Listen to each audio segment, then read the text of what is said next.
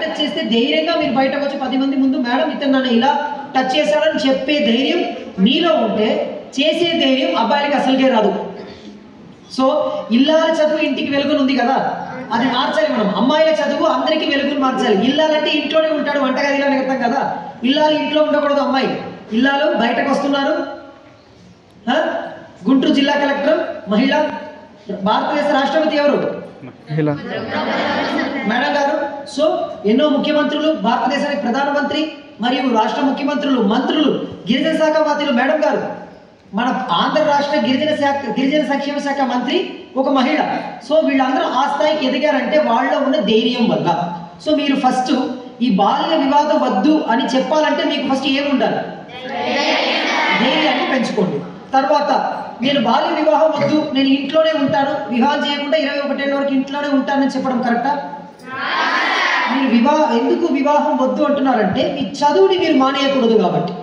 So మీరు చదవాలి, నేను ఎదగాలి అని ఒక ఉద్దేశం మీలో ఎప్పుడూ ఆతృత ఉంటూనే ఉండాలి, ఒక క్యూరియాసిటీ ఉండాలి. నేను ఒకరోజు రాష్ట్రపతిగా అవుతాను, నేను ఒకరోజు మంత్రిగా అవుతాను, నేను ఒకరోజు క్రీడారంగంలో గెలుస్తాను, నేను ఒకరోజు పెద్ద సింగర్ అవుతాను. మీకు మీలో ఏ ఆశలు ఉన్నాయో దాని మీద మీరు కంపల్ చేసి మిమ్మల్ని చేపిస్తే మీ అమ్మా నాన్న కూడా జైలుకి వెళ్తారు. తెలుసా? తెలుసా? దాంతో ఎవరెవరు సంబంధించిన వాళ్ళు ఉన్నారో అందరినీ పోలీస్ అరెస్ట్ చేస్తారు. కరెక్టా?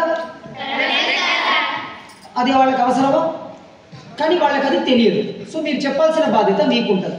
అదే విధంగా ఇప్పుడే ఆయన చెప్పారు. మొన్న ఒక ఇన్సిడెంట్ నాకు ఇన్స్టాగ్రామ్లో కూడా ఆయనే పెట్టారు.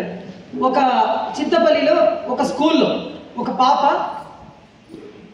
ప్రెగ్నెంట్ అయింది. కానీ మా ఎంక్వైరీలో ఏం తేలిందంటే ఆ పాప 3 నెలల నుంచి మా స్కూల్కి రాలేదు, ఆ పాప ఇంట్లో ఉండింది. ఒక ఇంటర్ అబ్బాయిని ఒక ఇది కూడా పెట్టారు.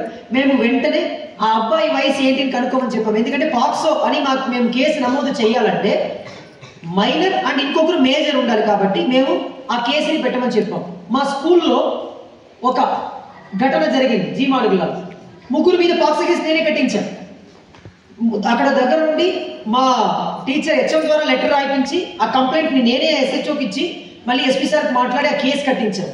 సో మనల్ని కాపాడడానికి ఎన్నో చట్టాలు పార్లమెంటు మరియు ఆంధ్ర రాష్ట్ర చట్టసభ